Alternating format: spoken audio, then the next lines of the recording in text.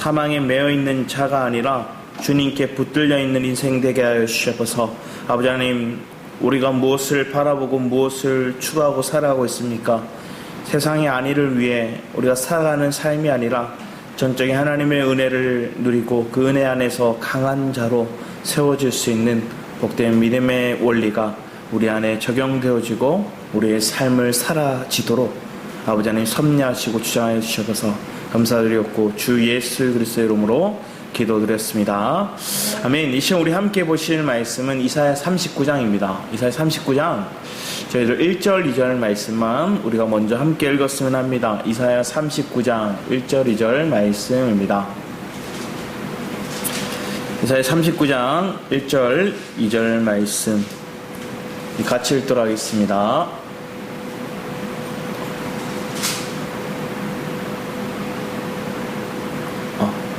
PPT가 없나요?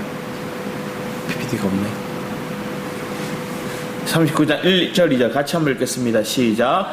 그때 발라단의 아들 바벨론 왕 무로다 발라단이 히스기야가 병들었다가 나았다함을 듣고 히스기야에게 글과 예물을 보낸지라. 히스기야가 사자들로 말미암아 기뻐하여 그들에게 보물 창고 곧 은금과 향료와 보배로운 기름과 모든 무기고에 있는 것을 다 보여주었으니 히스기야가 궁중의 소유와 전 국내의 소유를 보이지 아니한 것이 없는지라. 오늘 말씀을 통해서 우리가 보기 원하는 것들은 이사야가 오늘 사실은 39장까지의 말씀이 딱 전해지고 난 다음에 40장 이후의 말씀은 전혀 색깔이 달라져요. 그리고 시간들도 달라져요. 약 120여 년 뒤에 있을 그 일들, 그리고 더 나아가 200년 뒤에 있을 일들, 그 일들을 하나님께서 40장 이후의 역사를 얘기를 해요. 그래서 어떤 이들은 이렇게 해요. 이사야, 제1 이사야, 제2 이사야 이렇게 얘기해서 제1 이사야서를 이 1장에 39장까지의 말씀, 40장에서 66장까지의 말씀을 제2 이사야서라고 얘기를 해요. 근데 우리 생각해 보는 것들, 먼저 얘기하는 것들은 소리가 너무 작아서 안 되겠어요.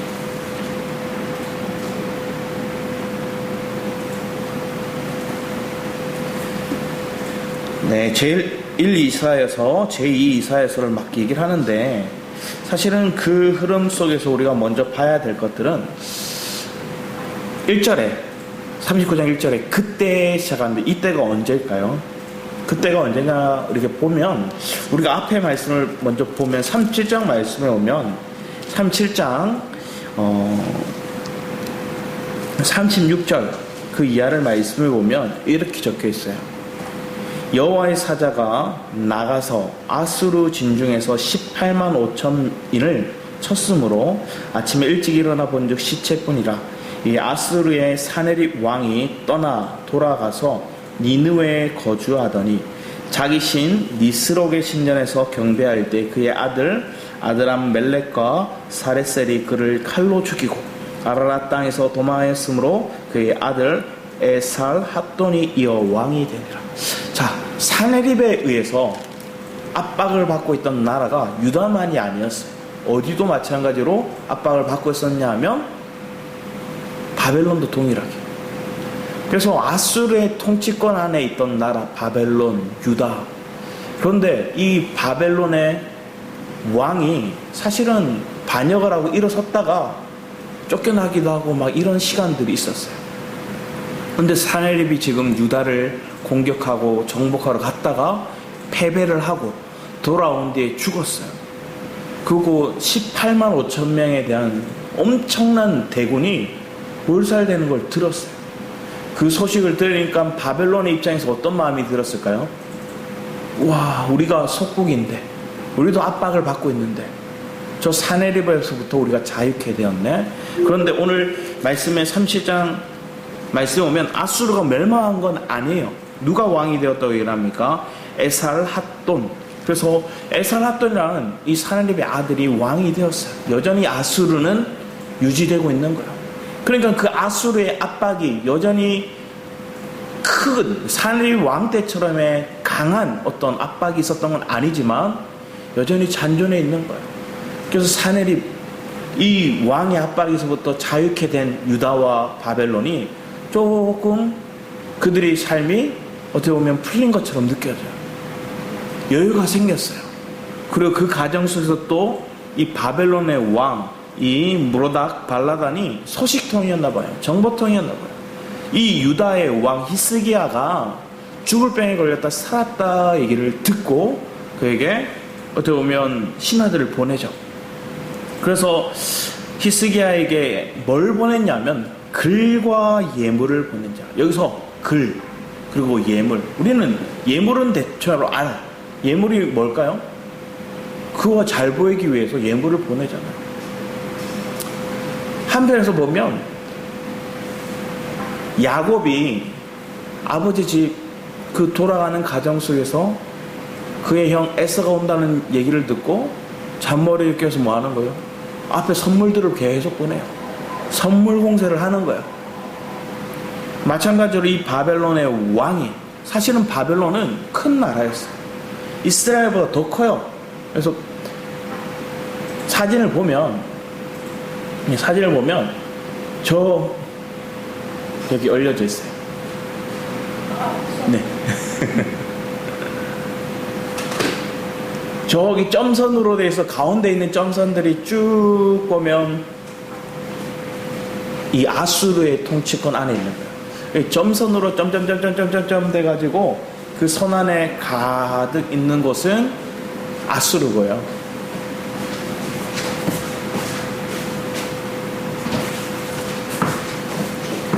여러분 점선으로 쭉 이렇게 아수르가 이렇게 있어요. 저 밑으로 애국까지 쭉 나일강 유역을 통해서 쭉 밑으로 내려가는 것들이 전부 다 아수르예요. 그러니까 아수르의 영역이 이만큼 컸는데, 이 카메라 한번 찍어주시겠습니다. 여기 아수르가 이렇게 큰 지역 점선으로 이렇게 있지만 여기서 바벨론은 여기 부분에 있어요. 그런데 바벨론은 여기 있고 유다는 어디 있을까요? 요 밑에 이만큼 있는 거예요. 그러니까 유다의 입장에서는 바벨론은, 사실은 바벨론도 아수르의 통치권 안에 있지만 유다의 입장에서는 저 바벨론이 큰 나라예요. 잘 몰랐을지도 하지만 사실은 큰 나라예요. 이 바벨론에서부터 예물을 가지고 이 먼 땅으로 온 거예요. 멀리 유다까지 이 바벨론의 왕이 보낸 거예요. 자, 그랬더니 히스기야가 글과 예물을 받았다고 얘기를 해요. 오늘 1절 말씀에 글과 예물이라는데, 이 글이 뭐였냐면, 보통 그들은 맹세하고 서로가 뭐 하는 걸까요? 협약을 맺고 우리가 같이 바벨론의 압박으로부터 협공하자, 우리가 동맹을 맺자, 이런 글들이었을 거예요. 동맹의 글들을 보내고 또 그들에게 예물을 보냈어요. 그런데 히스기야가 그걸로 인해 기뻐했대요. 왜? 지금 사실은 좀 얼마 전까지만 해도 죽을 병에 걸렸다가 살아났기도 했고, 또 뭐 했어요? 그가 아수르의 공격으로부터 정말로 피폐되는 삶의 모습 가운데 있었어요. 그래서 이 나라를 위해서 하나님 앞에 기도했고요, 자기의 병을 위해서 면벽 기도를 했어요. 그러니까 38장의 모습에서는 하나님 앞에 이 나라를 건져달라고 기도했고, 자기 병을 고쳐달라고 하나님 앞에 하나님만 의지하는 모습으로 기도했어요. 그리고 그 가운데 자기의 죄를 토해놨어요. 그리고 하나님 앞에 건지셨음을, 더 하나님, 그리고 이 고통을 더해서 뭐 했어요? 내게 더 큰 평안을 주시는 거구나 하고 믿음의 고백, 찬양을 올려드렸던 게 38장의 모습이었어요. 그랬던 그가 지금 기쁨이 생겼어요. 뭐예요? 나를 인정해주고 나를 높여주고 나에게 선물을 주고, 그리고 나와 함께 뭐 하자는 거예요? 동등의 위치에서 같이 동맹을 하자는 저 바벨론의 나라의 왕이 온 거예요. 마음이 너무 기뻤어요. 이 사자, 이 바벨론의 왕 느로닥 발라단이 보냈던 이 사자들 때문에 마음이 너무 기뻤어요. 그랬더니 뭐래요? 궁중의 보물과 은금과 향료와 보배로운 기름과 모든 무기고와 보물고 있는 것을 다 보였으니 궁중의 소유와 전 국내의 소유를 보이지 아니한 것이 없은지라. 다 창고문을 열어서 다 보여줬어요. 왜 그랬을까요? 자기를 자랑하는 거예요. 자기를 높이는 거예요. 흥분한 거예요. 흥분하니까 비밀이 가져야 될 것까지 다 오픈해버렸어요. 숨겨야 될 것까지 다 알려줘 버렸어요. 저 사람이 내 편이라 생각하니까 뭐 하는 거예요? 밑장 다 보여줬어요. 다 까고 다 보여줬어요. 충분히 숨겨야 될 것들, 숨겨니 비밀이 해야 될 것들이 분명히 있음에도 그는 내 육적인 기쁨, 만족, 감정의 어떤 변화 때문에 뭐 하는 거예요? 죽을 병에도 살아났고 아수르부터 공격에서 건짐받았고 거기에 더해서 함께 고통받고 하고 생각했던 저 바벨론의 왕이 사자들을 보내고 자기를 대접하고 자기를 높이고 자기와 같은 레벨로 그렇게 높여주니까 한마디로 말하면 정신이 나갔어요. 여러분 이런 일이 없을까요? 여러분도 분명히 있었을 거예요. 흥분하면 내가 나 육적인 마음에 감정에 흥분이 막 오면 우리는 업됐다 얘기죠. 업되면 뭐 하는 거예요? 그냥 이것도 보여주고 저것도 해주고 막 다 해준다고 얘기를 하고 다 오픈해버리고 그런 거예요. 하나님한테 묻지 않는 거예요. 하나님을 의지하지 않는 거예요. 그리고 하나님의 전적인 하나님의 은혜였음을 자랑하지 않았어요. 그는 자기의 병도 저 사내립의 공격도 18만 5천의 저 대군과의 전투에서도 이기게 하신 분이 누구인지를 분명하게 말하지 않았어요. 그리고 이 부를 얻게 된 것들을 자기의 것인 것처럼 다 보여주는 거예요. 하나님의 것인데, 하나님이 얻게 하신 것들인데, 하나님의 공로를 높이지 않고 은근히 자기의 업적처럼 자기의 부유함처럼 자랑해버린 거예요. 예수 믿으면서 이렇게 자기 자랑이 많은 사람도 굉장히 많아요. 목회자들도 그렇게 많아요. 처음은 하나님 은혜로 시작하는 분들 많아요. 정말로 빈민가 들어가서 판자촌에서 말씀 전하고 복음 전하고 그 한 영혼을 바라보고 복음 전하다가 교회가 커져요. 부흥해요. 매주 들어오는 헌금이 막 단위가 점점점 공이 계속 붙어요. 이제는 사람의 손으로 셀 수 없을 만큼 헌금이 들어와요. 기계로 셀러요. 그리고 건물이 커져요. 성도수가 한눈에 안 들어와요. 셀러도 되게 힘들어요. 그러면 마음이 뭐가 생겨요? 자기를 높이는 거예요. 다 그런 건 아닐 거예요. 그런데 제가 아는 분도 그렇게 된 분을 많이 봤어요. 분명히 그분들이 처음에 사역할 때 하나님의 역사가 없었던 게 아니에요. 하나님의 임재가 있었고 하나님의 역사가 있었고 그들의 말과 그들의 성경을 통해 놀라운 하나님의 은총이 그 가운데 있어서 하나님의 일하심이 있었어요. 자, 그런데 하나님의 도구로만 쓰여지고 버림받을 경우 얼마나 아픔이 될까요? 내가 끝까지 하나님의 동행해야죠. 끝까지 하나님 나라에 내가 믿음으로 달려가야죠. 그래서 그 면류관을 얻어야죠. 그냥 중간에 잠깐 쓰였다 마는 거. 그런 사람들이 생각보다 많아요. 왜? 자기가 그렇게 하나님의 통로되었어요? 그러면 사람들이 몰려요. 사람들이 높여. 사람들이 높일 때 은근히 뭐라는 거예요? 입술로는 하나님이 하셨어요 얘기했고 마음으로는 그래 내가 했지 이런 마음이거든요. 그러면서 나 아니면 이거 못해. 나 아니면 안 돼. 이 생각이 잡히는 거예요. 그리고 성도들은 아예 하나님 편으로 만드는 게 아니라 내 편으로 만들어요. 내 종으로 만들어요. 내 수하로 만들어요. 그리고 내 말이 복종적으로 만드는 거예요. 그래서 오늘날 교회가 커지면 커질수록 강대상에 보면 뭐예요? 높아지기도 하잖아요. 그리고 엄청 많은 사람들이 한 곳을 주목해요. 이 강대상만. 그러니까 이게 좋은 구조가 아니래요. 이게 잘못하다 보면 뭐 하는 거예요? 맹목적으로 저 사람의 말을 신뢰하고, 그러니까 사람이 많아지면 많아질수록 이 많은 사람들이 한 사람을 주목하고 그 말에 복종하게 만들어요. 이거 제일 잘하는 데거든요. 신천지예요. 그 숫자를 많이 모아요. 많은 숫자를 모아요. 10만 선, 10만을 모으고 많이 운동장 크게 빌려놓고 다 와라고 다 모아요. 그리고 얼마나 많은 사람, 그럼 사람들이 뭐예요?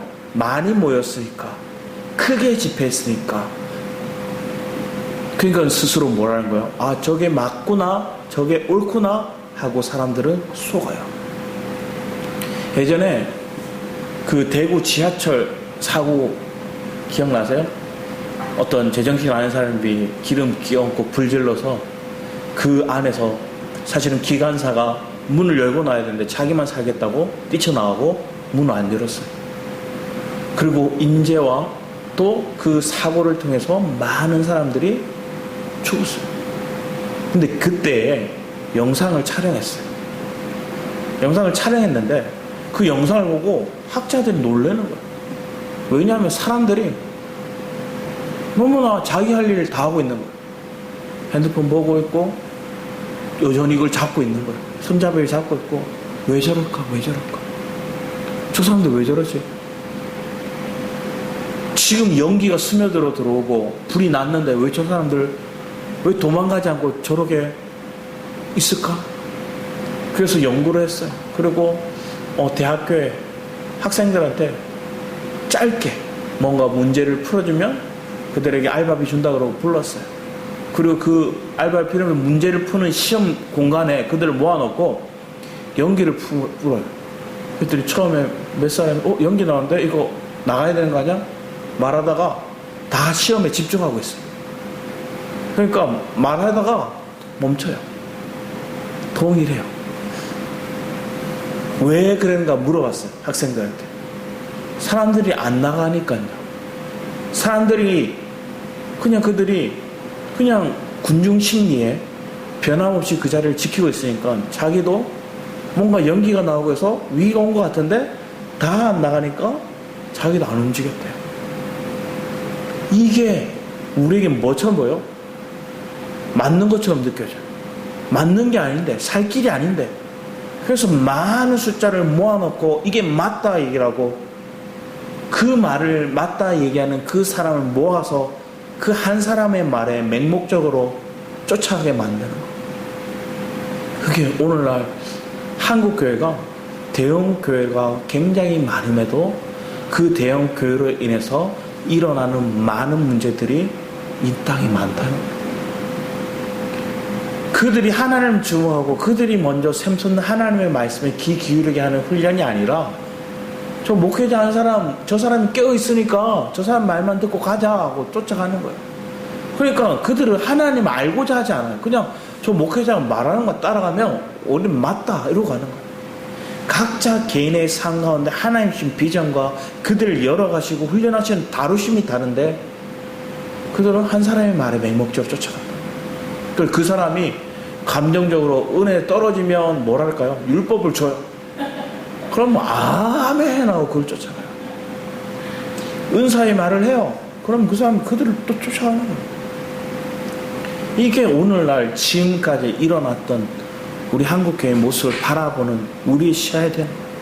근데 이 가정 속에서 자기가 높아질 수밖에 없는 그런 환경들이 있었던 거예요. 근데 히스기야도 사실은 자기 마음에 자기를 높여주는 사람이 있고 인정해주는 사람이 있고 사실 히스기야 얼마나 좋은 일들 많이 했어요. 성전을 재건하고요. 산당을 제거하고요. 아무나 못하던 일들을 했어요. 근데 죽을 병에 걸렸다. 또 저 하나님의 공격 앞에 정말로 목숨을 걸고 하나님 앞에 부르짖고 그리고 자기를 살려달라고 하나님 앞에 면벽 기도를 하고 살려줬어요. 15년의 시간들이 그에게 삶 가운데 더 이어졌지만 그게 그 삶 가운데 축복이 되지는 않았던 것 같아요. 유혹에 빠졌거든요. 선줄로 생각할 때 넘어질까 조심하라고 성경 분명히 얘기해요. 그리고 하나님께서는 그 가운데 시험하실 때 우리가 감당하지 못하면 피할 길도 주신다고 얘기했어요. 그 가정 속에 히스기야는 지금 마음이 하나님 앞에 있는 게 아니라 자만심과 교만의 마음이 휩쓸려 보는 거예요. 우리도 그래요. 여러분도 그래요. 우리 누가 조금 잘한다 얘기를 하면 뭐예요? 어깨 뽕이 이만큼 들어가서 자기가 정말 잘하는 걸로 생각하는 거예요.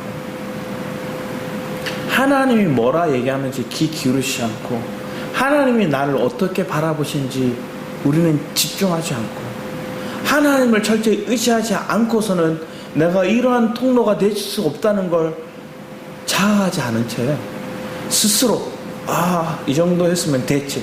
그래, 나 아니면 이 정도도 못해. 이런 착각에 빠지는 거예요. 그게 비통함을 고백해야 될 시간이에요. 하나님 앞에 엎드려야 될 시간이에요. 히스기야가 그랬어요. 그래서 하나님 누굴 보내주세요? 이사야를 보내주세요. 우리 3절 말씀 보면 이렇게 적혀 있어요. 이에 선지자 이사야가 히스기야 왕에게 나와 묻되, 이제 질문하는 거예요. 이사야가 묻는 거예요. 그 사람들이 무슨 말을 하였으며, 자, 먼저 얘기해요. 질문을 두 가지를 하는데, 그 사람들이 무슨 말을 했습니까? 그리고 그 뒤에 얘기를 합니다. 어디서 왕에게 왔나이까? 이렇게 질문했어요. 히스기야가 이렇게 얘기를 하는 거예요. 히스기야가 이르되 그들이 원방 먼 곳 곧 바벨론에서 내게 왔나이다. 첫 번째 질문에 대답 안 했어요. 왜 안 했을까요? 움찔했어요. 왜? 생각해 보세요. 하나님께서는 히스기야 왕에게 애굽을 의지하지 말라 그랬어요. 이사야 선지자를 통해서 이스라엘 왕들 유다에게 얘기를 할 때 아수르를 의지하지 마라, 애굽을 의지하지 마라 분명히 얘기했어요.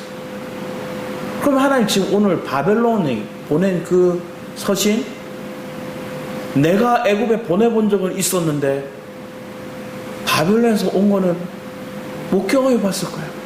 뭐 왔어요. 오니까 그게 승리감에, 자만감에, 자기의 기쁨에 도취되어서 그냥 그것에 승낙하고 좋아서 막 킹랑하겠어요. 이사야가 와서 무슨 말 했습니까? 말을 못해. 왜? 하나님이 기뻐하지 않는 이런 걸 순간적으로 느꼈을 거예요. 그러니까 뭐 한 거예요? 멀리서 왔습니다. 원반에서 온 바벨론입니다. 이 두 가지 의미로 표현할 수 있는 거예요. 내가 저 멀리서까지 나를 위해서 내가 살았다는 얘기를 듣고 내가 아수르를 이겼다는 얘기를 듣고 먼 곳에서부터 나를 왔으면 도취된 거예요. 자기를 높일 수 있는 마음. 또 한편은 뭔가요? 멀리 있기 때문에 걱정 안 해도 됩니다. 괜찮습니다. 그래서 이 말을 원방 바벨론에서 왔습니다. 하나님께 물은 것도 아니고 자기 기준에 자기 생각에 다 얘기하는 거예요. 그리고 뺄 건 빼버리는 거예요. 우리도 그렇잖아요. 예전에 상담을 하시는 분들 보면 상담할 때 뭐랄까요? 자기 마이너스 되는 건 말 안 해요. 상대가 잘못한 것만 얘기를 해요. 자기가 어땠는지를 절대 말하지 않아요. 예전에 한 성도님이 어려움을 겪었어요. 그게 무슨 일이냐면 밑에 층 아래층 사람과 층간소음 문제로 인해서 법원까지 갔어요. 그래서 그분이 어디로 갔냐면 그 법원에 검사들 만나러 가야 되는데 이분이 무서운 거예요.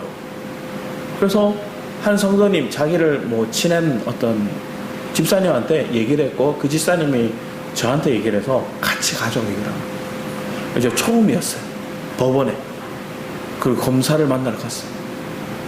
가서 만나는데 무슨 일인가 봤더니 이분이 위에 살고 아래층으로 해서 층간소음이 일어나니까 밑에 사람들이 계속 욕을 하는 거예요. 밑에 사람들이 올라와서 계속 위협하는 거예요. 심지어 나중에는 이 사람들이 칼까지 들고 나와서 위협했어요. 그리고 이분이 무서워서 도망 나온 거였어요. 근데 실제로 이분도 잘못이 있었어요. 왜? 열받는다고 계속 바닥을 뭐 했을까요? 치고 있는 거예요, 이분이. 화가 난다고. 자기를 욕하고 자기를 위협한다고. 그러니까 이분이 화가 나니까 막 치는 거예요. 거기서 막 화분을 깨뜨리고 칼을 들고 막 이런 끔찍한 일들이 있어요. 두 모녀가 올라와서 그 일들을 벌였어요. 그분들을 만났어요. 거기서. 검찰 만났는데. 그래서 쓰는데 이 문제로 더 일을 키우지 않았으면 좋겠다고 말씀드리니까 그분도 알겠다는 거예요. 그리고 이사 나오겠다 이미 확정을 했어요. 그러니까 이사 나오고 그리고 이 문제를 더 크게 안 만들면 저 사람들과의 관계도 이제 끝나는 거니까 지주서를 썼어요. 쭉 쓰면서 어떤 일을 하는 이분이 무서워서 글도 잘 못 쓰시는 거예요. 그래서 얘기를 한참 듣고 저 거기서 듣고 이렇게 썼어요. 그럼 거기 그 누구죠? 함께 일하는 검사와 같이 함께 일하는 사무관들인가요? 그분들이 와서 누구세요? 물어보는 거예요. 저보고. 아, 이분 다니는 교회 담당 교육자입니다. 이렇게 얘기를 했어요. 그랬더니까 아, 네 하면서 제 이름, 전화번호, 사인 다시는 안 할 거라는 거 막 이런 거 쭉 고소 안 할 거라는 거 막 다 적었어요. 법원에 가서도 우리는 갈등이 일어나는 거야. 왜 갈등이 일어날 거야? 내가 저 사람들이 나를 위협하고 내게 욕하니까 화가 난다고 계속 치니까 실제로 이분이 화분을 맞아서 머리에 피가 나고 상해를 입고 칼을 들고 온 모습에 트라우마가 생기고 그분들을 두 모녀를 못 보시더라고. 옆방에 있었거든요. 그냥 끝나고 나와서 말씀드렸어요. 더 이상 이 일들로 마음 힘들어하지 않으셨으면 좋겠어요. 이사 나오실 거죠? 네, 이사 하루를 빨리 저 팔리면 나올 거예요. 이미 나와서 살고 계세요. 집에 못 들어가겠다. 무서워서 못 들어가겠다. 우리는 우리가 살아가는 삶을 이렇게 볼 때 내가 뭘 하고 있는지 모른 채 내 감정에 휩싸여서 막 일을 벌리는 거예요. 그러니까 내가 이게 잘못된 걸 알면서도 바닥을 계속 치고 있는 거예요. 저 사람들도 화가 난다고 뭐라는 거예요? 사람을 때리고 칼을 들고 오고 이거 잘못된 거 아는데 근데 그 사람 끝까지 자기들 잘못을 잘 얘기 안 해요. 글은 썼어요.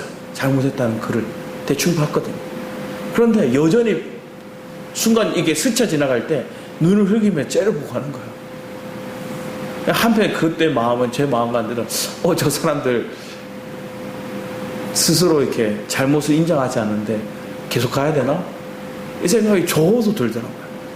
그런데 더 키우면 안 될 것 같다는 같이 기도하자고 얘기했거든요.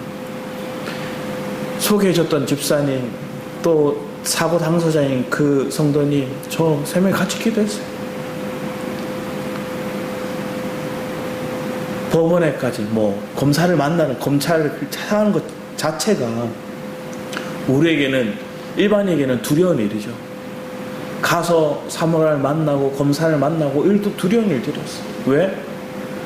자기가 피해를 입었음에도 그 가정들을 설명하고 얘기하는 것들이 무서워하더라고요. 우리의 마음 가운데 두려움이 있을 때는 하나님을 찾아요. 두려움이 있을 때는 하나님을 찾는데 평소에는 우리가 어떻게 할까요? 그냥 내 안위를 위해서 그냥 하나님 안 찾아요. 우리 신명기 말씀을 보기 원합니다. 신명기 말씀에 보면 8장 말씀을 볼까요? 신명기 8장 말씀을 보면 11절에서 조금 길지만 16절까지 한번 같이 읽어보겠습니다. 18절까지 한번 읽어보겠습니다. 11절에서 18절 좀 길지만 신명기 8장 11절에서 18절까지 말씀입니다. 같이 읽겠습니다. 시작. 내가 오늘 내게 명하는 여호와의 명령과 법도와 규례를 지키지 아니하고 내 하나님 여호와를 잊어버리지 않도록 상가할지어다. 내가 먹어서 배부르고 아름다운 집을 짓고 거주하게 되며 또 내 소와 양이 번성하여 내 은금이 증식되며 내 소유가 다 풍부하게 될 때 내 마음이 교만하여 내 하나님 여호와를 잊어버릴까 염려하느라. 여호와는 너를 애굽 땅 종되었던 집에서 이끌어내시고 너를 인도하여 그 강대하고 위험한 강야 곧 불뱀과 정갈이 있고 물이 없는 간조한 땅을 지나게 하셨으며 또 너를 위하여 단단한 반석에서 물을 내셨으며 내 조상들도 알지 못하던 만나를 광야에서 내게 먹이셨나니 이는 다 너를 낮추시며 너를 시험하사 마침내 내게 복을 주려 하심이었느니라. 그러나 내가 마음에 이르기를 내 능력과 내 손의 힘으로 내가 이 재물을 얻었다 말할 것이라. 내 하나님 여호와를 기억하라. 그가 내게 재물 얻을 능력을 주셨음이라. 이같이 하심은 내 조상들에게 맹세하신 언약을 오늘같이 이루려 하심이라. 여기서 뭐라는 거예요? 여호와를 잊어버리지 마라. 여호와를 기억하라. 이렇게 얘기하는 거예요. 그분을 잊지 않고 그분을 기억하면 우리는 교만하지 않아요. 왜? 내가 이룬 게 아니거든요. 내가 온 게 아니거든요. 사실은 그 법원에서 오기 전에 오면서 그 집사님이 이렇게 얘기해요. 자녀가 있는데 자녀도 엄마가 싫어서 같이 안 온다는 거예요. 마음 이분이 살아온 삶 가운데 자기가 피해 입었다 생각하고 그 피해를 자기 나름대로 호소하는 표현하는 방법이 뭐 하는 거예요? 바닥을 내리치는 거였어요. 그리고 말씀의 은혜를 듣고 예배를 참석하고 말씀을 들었지만 여전히 하나님이 있으면 그렇게 했던 거예요. 그런데 이런 큰 어려움을 겪었어요. 실제로 상해를 입고 위협을 느끼고 두려움을 느끼고 안식을 얻어야 집을 들어가지 못해요. 그 사건을 집에 못 들어가고 밖에 나와서 하라고 했어요. 집권 내놓았어요. 그 일들의 아픔을 겪고 난 다음에는 그 뒤에 어떻게 사실지 우리는 다 알지 못하지만 우리는 기억해야 되는 거예요. 뭘까요? 내 안식, 내 평안은 내가 이룰 수 있는 것들이 아니라 내가 하나님을 의지할 때, 하나님의 은혜를 누릴 때 내가 견딜 수 있고 이길 수 있고 그걸 뛰어넘을 수 있는 그런 삶이 된다. 오늘 이사야 39장 말씀을 보면 앞에 읽었던 신명기 말씀의 흐름 속에 있는 여호와를 잊지 않고 여호와를 기억하라는 그 말씀을 누가 잃어버린 거예요? 히스기야 왕이 잃어버린 거예요. 그러니까 자기가 세웠고 자기가 이끌었고 은금 곳간에 있는 뭐 기름들 좋은 징계한 것들 이것들을 바벨론에게 다 보여주는 거예요. 이사야는 할 말이 많지만 하지 않아요. 인간적으로 보면 우리는 뭐예요? 할 말이 많아요. 왜? 나이 지긋한 어르신 이사야가 영적인 지도자의 아버지 같은 이 이사야가 히스기야를 볼 때 얼마나 마음이 아플까요? 왜 그래가지고? 그런데 히스기야는 이렇게, 이사야는 이렇게 얘기해요. 밑에 말씀을 보면 4절 말씀에 이사야가 이르되 그들이 왕의 궁전에 무엇을 보았나이까 하니 히스기야가 대답하되 그들이 내 궁정에 있는 것을 다 보았나이다. 내 창고에 있는 것으로 보이지 아니한 보물이 하나도 없나이다 아니라. 이사야가 히스기야에게 이르되 자기 말하는 게 아니에요. 이사야는 왕은 만군의 여호와의 말씀을 들어서서 자기 생각 자기 말하는 게 아니에요. 철저히 이사야는 하나님의 말을 전해주는 거예요. 그러면서 얘기를 하는 거예요. 보라 날이 이르리니 내 집에 있는 모든 소유와 내 조상들이 오늘까지 쌓아둔 것이 모두 바벨론으로 옮긴 바 되고 남을 것이 없으리라. 실제로 일어나는 거예요. 뒤에 보면 여기 사진을 보면 지도에 이렇게 보면 여기 빨간 선으로 되어 있는 게 빨간 선으로 쭉 가는 게 포로되어 가는 거예요. 포로되어 가는 것도 1차, 2차, 3차에 의해서 가요. 그래서 BC 605년경부터 여호야김이 먼저 잡혀가거든요. 여호야김 왕이 잡혀가고 그때 다니엘과 세 친구들 첫 번째 BC 605년경에 잡혀가고 2차로 BC 597년경에 귀족들, 군인들, 많은 기술자들이 약 1만 명이 또 잡혀가요. 그게 597년경이에요. 또 나중에 나라가 멸망하죠. BC 586년경에 유다가 멸망해요. 멸망하고 난 다음에 거의 대부분의 이 유다 사람들이 시드기야 왕은 눈이 뽑힌 채 예레미야 그렇게 예언하잖아요. 항복해라. 포로되 갈 거다. 더 고통받기 전에 항복해라. 시드기야는 두 눈이 뽑힌 채 끌려가요. 쭉 이 빨간색 다 가는 거예요. 나중에 이들이 돌아올 것들에 대한 얘기예요. 그래서 언제 돌아오냐면 BC 537년 잡혀가고 그들이 537년 뒤에 귀환을 하는 거예요. 스룹바벨에 의해서 1차 귀환을 하고요. 458년에 에스라를 통해서 2차 귀환을 하고요. 또 나중에 445년에 느헤미야를 통해서 느헤미야가 아니죠. 그 느헤미야를 통해서 3차 귀환을 하는 거예요. 그래서 여기서 돌아오는 것들, 이게 돌아오는 것 1차, 2차, 3차, 나중에 3차 이렇게 파란색은 느헤미야가 돌아왔던 길이었어요.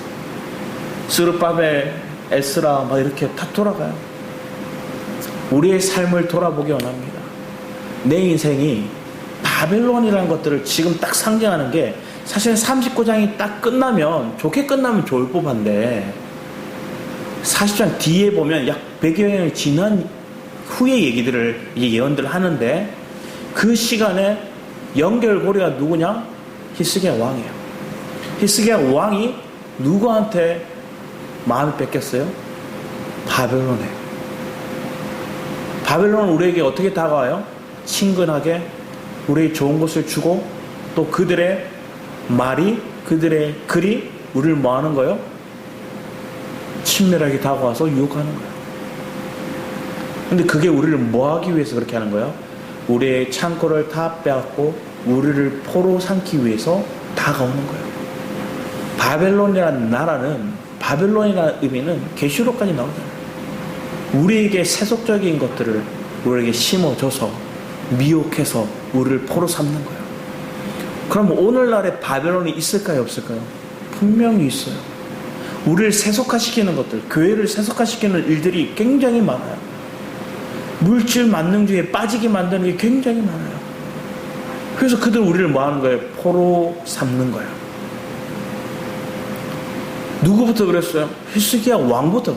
그 뛰어난 왕이라고 하는 그 뛰어난 산당을 제거하고 성전을 재건하고 하나님 앞에 면벽 기도를 하면서 목숨을 15전 연장하고 해를 멈추게 하고 놀라운 하나님 역사를 경험했던 히스기야 왕 그조차도 뭐 하는 거예요? 세속적인 게 물들어가는 거예요. 마음 뺏겨요. 다 보여줘 버려요. 히스기야 왕이 마지막에 왜 이렇게 그의 연약함을 드러냈을까요? 우리도 그렇다는 거예요. 우리도 바벨론에 미혹되어서 포로되어 가는 거예요. 우리도 마음이 세속화되는 거예요. 우리도 마음이 저 화려한 것들, 언변과 그들의 물질, 그들의 선물에 마음이 미혹돼서 혹하는 거예요. 예전에 한 목사님 얘기를 들었는데 딸이 유학을 갔다가 아랍계 남자를 만나서 데려온 거예요. 이분은 이 아버지는 개척교회, 시골 개척교회 목사님. 허름한 교회. 남편 될 사람이라 데려왔는데 아랍 사람이에요. 데려와서 뭐랄까요? 교회 홍보를 많이 하는 거야. 건축하러 돈도 막 주는 거야. 이 사람 부자예요. 나중에 알고 봤더니 이 사람이 그 나라의 종교 지도자의 아들이에요. 이 딸은 뭐일까요? 매일 맞아요, 나중에. 왜? 그들이 섬기는 이슬람 섬기게 만들고 나중에 이 남자는 뭐 할까요? 많은 아내를 또 둬요. 처음에 허락할 때 안 된다는 마음이 있었는데 계속 물질적으로 주는 거예요. 교회를 위해서 건축하러 돈도 주는 거예요. 그러니까 좋은 사람이네. 결혼하고 봤더니 딸이 저기 이방 종교의 지도자의 아들의 신부가 되고 맞고 그런 모습 보는 거예요. 또 어떤 목사님은 이제 자그마한 교회에 와요. 그런데 말씀을 전하는데 하루는 재정이 막 어려워서 하나님 앞에 기도하고 있었다. 그런데 여자분 두 분이 앉아서 그 교회에 들어오신 거예요. 들어와서 그분들이 부자인가 봐요. 11조고 헌금이고 매주 많은 돈을 헌금하는 거예요. 근데 지켜볼수록 두 사람이 보통 사이가 아니에요. 여자 두 분인데 동성애잖아요. 큰 교회는 못 가고 이리저리 헤매다가 결국은 작은 교회 조용히 와는 거예요. 근데 이 목사님이 말을 못해요. 왜? 그분들 나갈까봐. 그분들이 잘못된 걸 알면서도 말하지 못해요. 숨기는 거예요. 오늘 한국교회 이런 일들이 직접적으로 다가와요. 미혹되는 게 오는 거예요.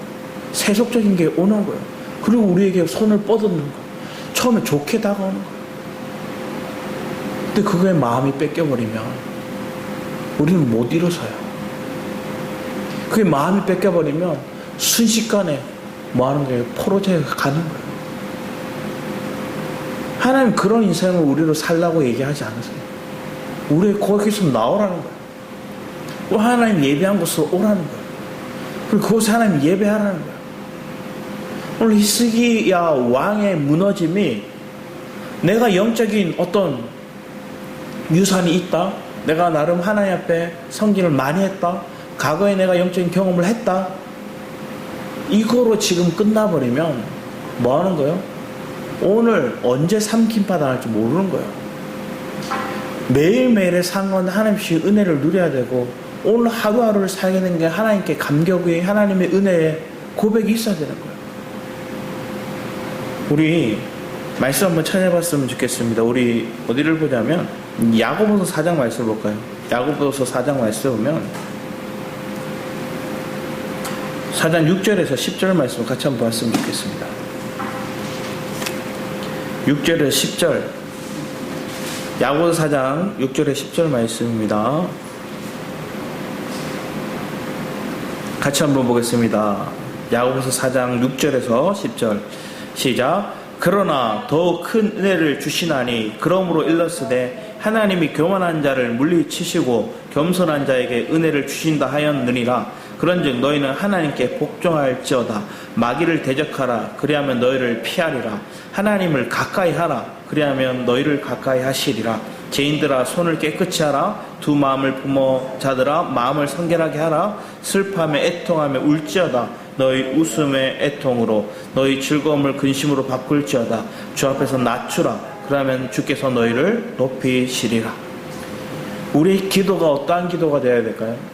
자기를 높이고 자기를 자랑하고 철저히 하나님 앞에 나가는 거예요. 하나님을 가까이 하고자 하는 거예요. 주를 가까이 하고 주를 알고자 하고 주를 잊지 않으려고 하고 주님을 날마다 기억하며 살아가는 삶 가운데, 그런 사람은 뭐 하는 거예요? 자기를 낮추라 말 안 해도 스스로 낮춰요. 왜? 하나님을 알고 하나님을 기억하고 하나님 잊지 않을수록 뭐 하는 거예요? 내가 여기 있는 게, 내가 지금 살아가는 게 전적인 하나님의 은혜라는 걸 고백하거든요.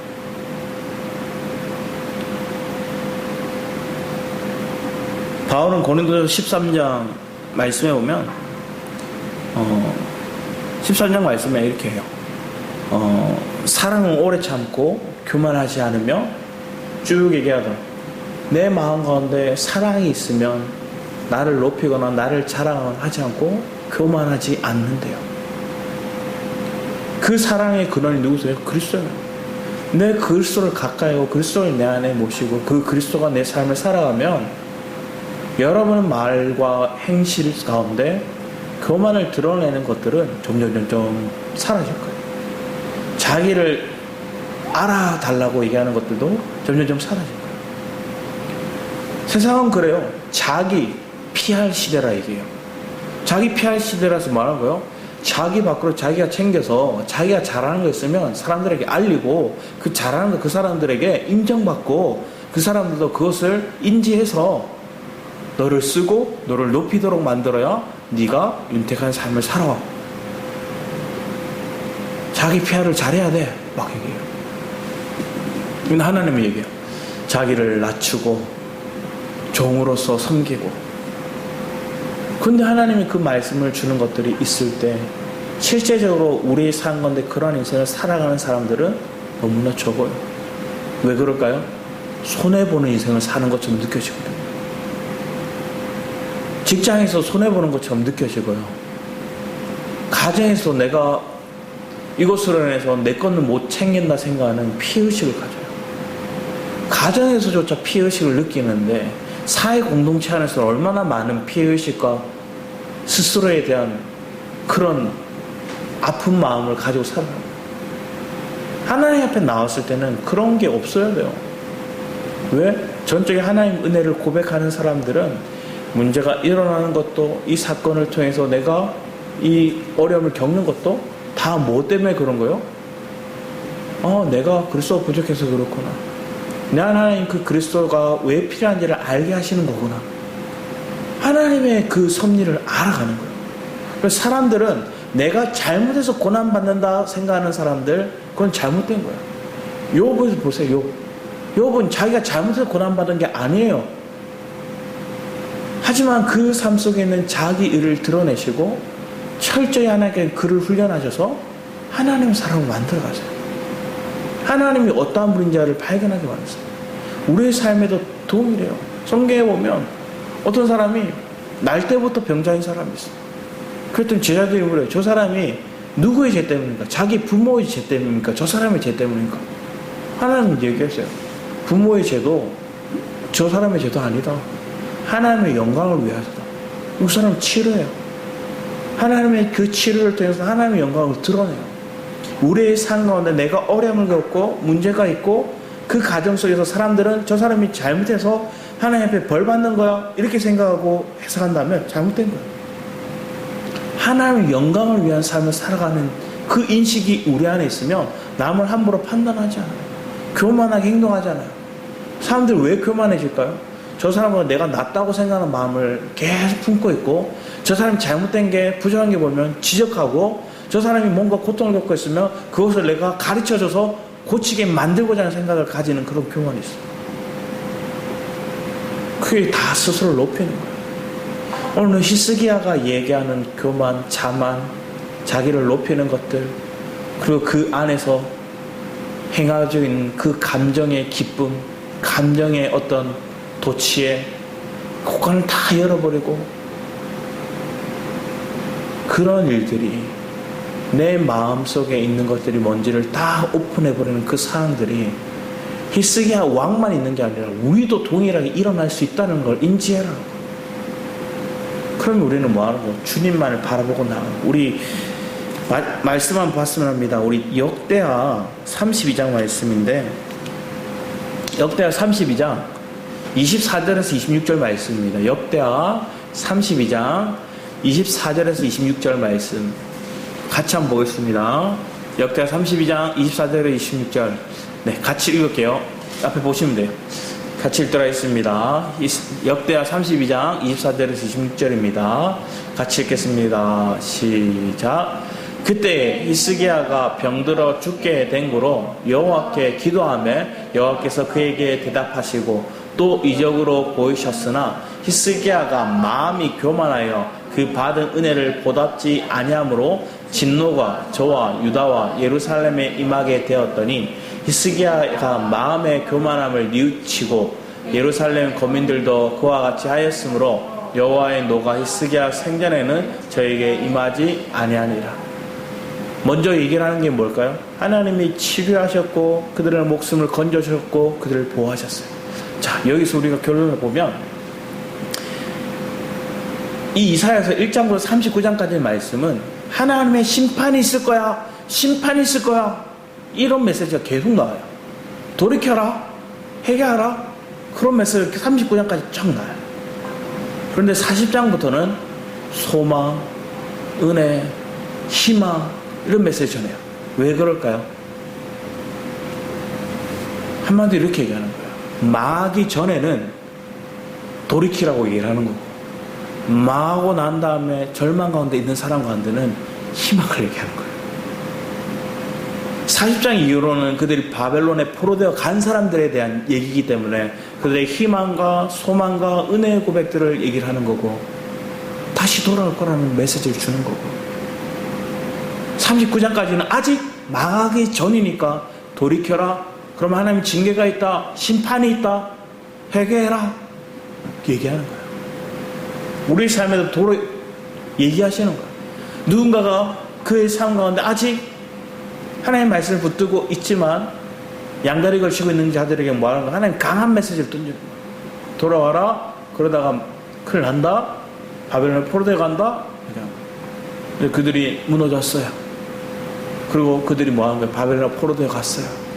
그런 자들은 뭐 하는 거예요? 위로의 메시지, 소망의 메시지를 다시 주는 거예요.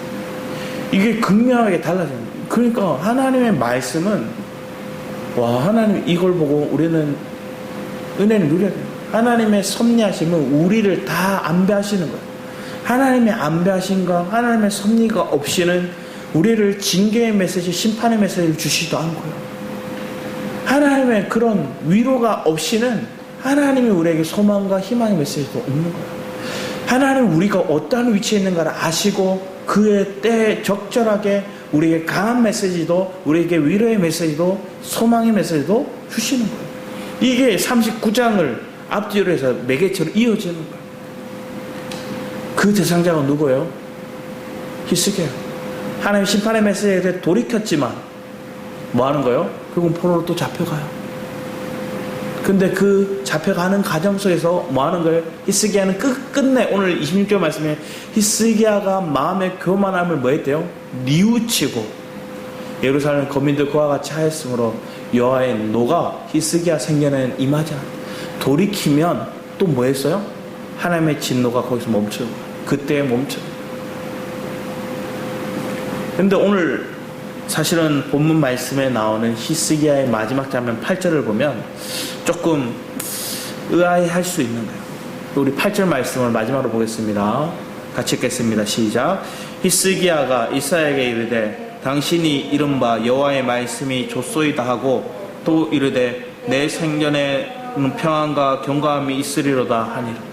이상한 사람 같아요. 여기서 보면 뭐 하느냐면 여기 예루살렘에 있는 모든 게 다 그들이 바벨론에 뺏길 것이고 당신의 자녀들, 이 민족들이 포로로 잡혀가고 당신의 자녀들 중에서는 환관이 되는 자들, 다니고 새 친구들이 있죠. 이런 일들이 일어날 거야 했는데 좋소이다, 이거 아멘입니다 이렇게 얘기한 거예요. 바로 그 자리에 엎드리고 바로 그 자리에 회개하고 하나님 차라리 나를 고통 가운데 있게 해달라고 얘기할 수도 있었겠지만 그런 고백이 안 나와요 사실은. 그러니까 뭐 하는 거예요? 내 때에는 이 일이 안 일어납니까? 안 일어난다. 근데 이것마저도 하나님께 뭐 하시는 거예요? 율법적인 시야 안에서의 우리의 모습을 보는 거예요. 그걸 뛰어넘는 은혜의 위치에 있을 때는 우리는 뭐 하는 거예요? 내가 기꺼이 나를 드리는 삶으로 바뀌는 거예요. 히스기야는 뛰어난 왕이었지만 육신을 가진 자로서의 연약함이 뭔가를 보여주는 거예요. 우리의 약함을 아는 게 귀한 것인 봅니다. 우리의 약함을 알 때 우리를 온전케 하시는 분께 우리의 삶을 드리는 거예요. 약할 때 내게 강함이 되는 그 은혜가 여러분 삶 가운데 있기를 축복합니다. 오늘 39장은 딱 끝나고 이 이사야서 제1 이사야서라 얘기할 수 있는 전반부의 모습들, 바벨론에 심판받기 전의 모습들, 그 얘기들이 쭉 현실에 일어나고 있는 장면들을 보여주고 있어요. 실제로 히스기야 왕이 아수르로부터 그들의 유혹, 그들의 협약 안 맺고 맞섰어요. 그리고 하나님 의지했어요. 그래도 하나님 건져주세요. 하나님 죽을 병에 걸렸는데 하나님 뼈에 엎드렸어요. 하나님 목숨도 유지해줬어요. 그렇지만 그 15년의 시간 동안 뭐 하는 거예요? 사실은 왜 주신 거예요? 다윗을 생각해서 유보해 주신 거예요. 우리의 삶 가운데 하나님이 우리에게 뭐라 말씀하시는 귀 기울이고 신명기에서 말씀했던 것처럼 하나님을 잊지 않는 자, 하나님을 기억하는 자, 오늘날 내 마음에 그 주님을 새기고 그분이 내 삶의 주인이라는 걸 인식하고 살아갈 수 있는 저와 여러분의 삶이 되기를 축복합니다. 기도하도록 하겠습니다. 아버지 하나님 감사드립니다. 우리의 삶 가운데 하나님의 섭리가 있다면 우리는 더 이상 사망에 매여있는 인생을 살지 않습니다. 날마다 소망 가운데 진리 가운데 거하는 인생을 살아갈 줄 믿사오니 주만을 바라보고 주 은혜 가운데 강한 자로 생명의 주관자 되신 그 주님께 우리의 삶을 의탁하는 자로 우리가 살아가는 은혜가 넘치게 하여 주셔서 감사드렸고 주 예수 그리스도의 이름으로 기도드렸습니다. 우리 내 삶을 주의 것 우리 함께 찬양하고 준비하신 이름을